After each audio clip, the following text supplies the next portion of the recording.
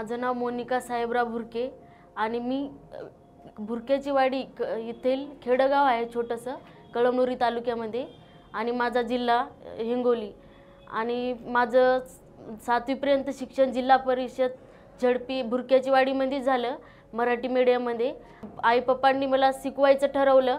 माझं औरंगाबाद येथे सैनिकी स्कूलमध्ये माझं ॲडमिशन घेतलं आणि तिथं माझी 10वी निघाली। 10वी मध्ये 83% मला भेटले। नांदेड येथे यशवंत महाविद्यालय नांदेड इथे ॲडमिशन घेतलं आणि माझे फ्रेंड वगैरे सांगत होते RCC बद्दल, त्याच्यामुळे मी इथं आले आणि सरांना वगैरे भेटले आणि त्यांनी मला मोठेगावकर सरांनी कन्सेशन वगैरे दिलं।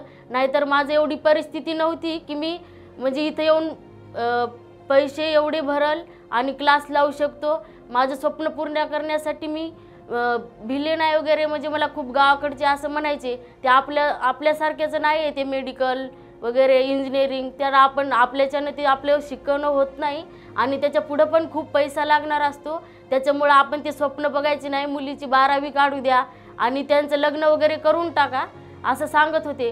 पण काहीतरी करून दाखवण्याची जिद्द मनात असल्यामुळे मी आई पप्पांना नेहमी सांगत होते की तुम्ही लोकांचं नका ऐकू, तुम्ही फक्त आमच्याकडे बघा आणि आपली हीच परिस्थिती राहणार नाही की आपण हे सर्व बदलू शकतो आणि बाकीचे तर सर्व करतायच ना लग्न वगैरे, पण आपण वेगळं काहीतरी क्रांती घडून आणू। आपण तिघी मुली आहे म्हणून तुम्ही टेन्शन नका घेऊ, आपण वेगळं काहीतरी करून दाखवण्याचा प्रयत्न करू आणि ते आपण सक्सेस होईल, कारण कष्टाला फळ हे आखरीला असतेच। त्याच्यामुळं आम्ही इथं RCCला आले आणि मोठेगावकर सरांनी पण मला खूप मदत केली इथल्या, म्हणजे मला सर्व नेहमी विचारत होते बेटा तुला काही नोट्स लागल्या तर घे, आपल्या फॅकल्टी लवकर तुझी मदत करून देत राहतील आणि मला खरंच RCCकडून एवढा सपोर्ट मिळाला आणि माझं एक ड्रीम होतं की काहीतरी करून दाखवण्याचं, ते मी आज पूर्ण करत आले। माझं आई पप्पा म्हणजे मला असं खूप टेन्शन असायचं महिन्याला की आता मला भाडं द्यावं लागणार आहे, मेसची फीस द्यावं लागणार आहे आणि सगळं लॉकडाऊन पडलं होतं, त्याच्यामध्ये माझी छोटी बहीण आणि मी रूम करून राहत होतो आणि तिथं मेस वगैरे आम्हाला एवढं परवडत नव्हतं, त्याच्यामुळे आम्ही दोघीमध्ये एकच टिफिन लावला आणि माझ्या परिस्थितीमुळे माझी छोटी बहीण माझ्या क्लास असं माझं बघून तिनं अभ्यास करून तिनं पण छान, आणि माझी बहीण पण पुढच्या वर्षी MBBSला लागेल। आम्ही तिघी बहिणी आहे आणि हे माझ्या पप्पांचं आणि त्यांचं सांगायचं म्हणजे माझे आई वडील आम्हाला एवढा सपोर्ट केला गावातल्यांनी, म्हणजे असं खूप म्हणजे टोचायचेच सर्व, सपोर्ट नाही कोणी केला आणि आई वडील त्यांचं खरंच मला कौतुक करावं असं वाटते।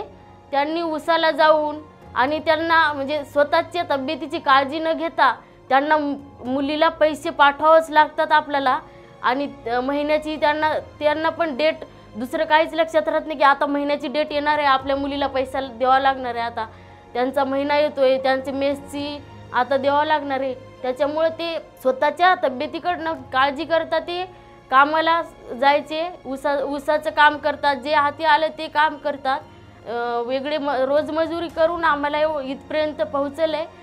खरंच मी खूप अभिमान वाटतो की मी अशा आईवडिलांच्या पोटी जन्माला आले की मला काहीतरी प्रूफ करून दाखवायला म्हणजे मला ते मिळालं आणि काही असं गावातल्या मुलीकडे बघल्यावर वाटते की किती भाग्यवान आहे मी की मला असे आईवडील मिळाले।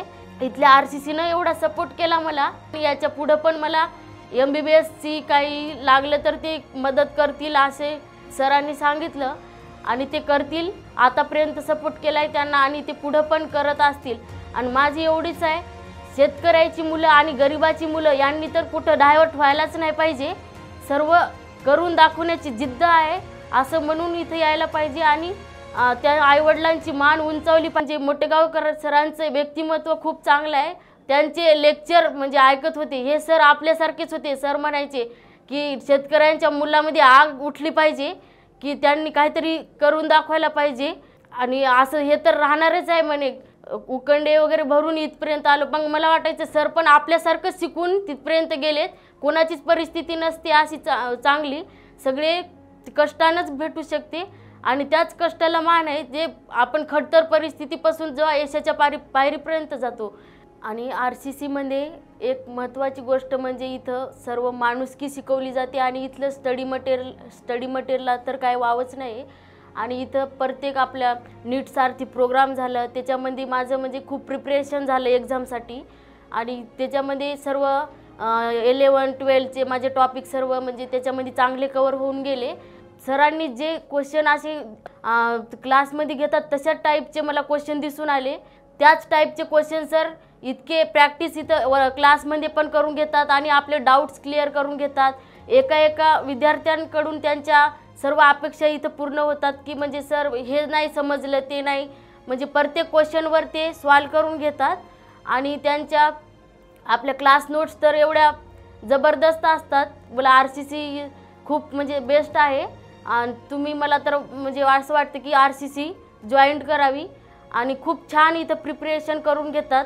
इथं NCERT पॉईंट टू पॉईंट सर्व क्लिअर होतात. त्याच्यामुळेच मला असं सांगितलं आणि मी इथं सरांचं हे खूप म्हणजे छान असं शिकवायला लागल्यावर एवढा कॉन्फिडन्स यायला लागला. सर एवढं छान गमतीदार शिकवतात वर्गामध्ये, हसत खेळत, असं स्ट्रेस म्हणजे वगैरे काय नसते. एवढ्या ट्रिक्स वगैरे देऊन सर्व आपल्या आठवणीत राहील असं सर शिकवत असतात क्लासमध्ये. आणि सर्व इथल्या फॅकल्टी पण एवढ्या छान आहेत की म्हणजे ते असं कधी म्हणणार नाही बेटा तुला एवढं सोपं येत नाही का, तुला हे येत नाही. ते छोट्यातलं छोटा डाऊट क्लिअर करत असतात इथले फॅकल्टी.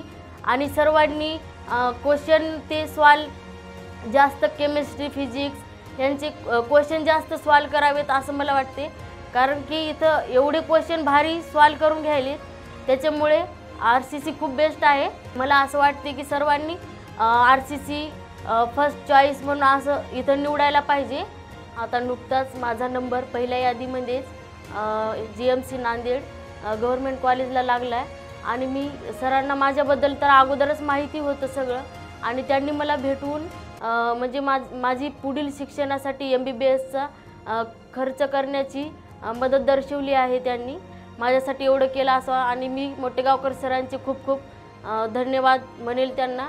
RCC टीम आणि मोटेगावकर सर यांच्या सहकार्याबद्दल मी त्यांची ऋणी राहील.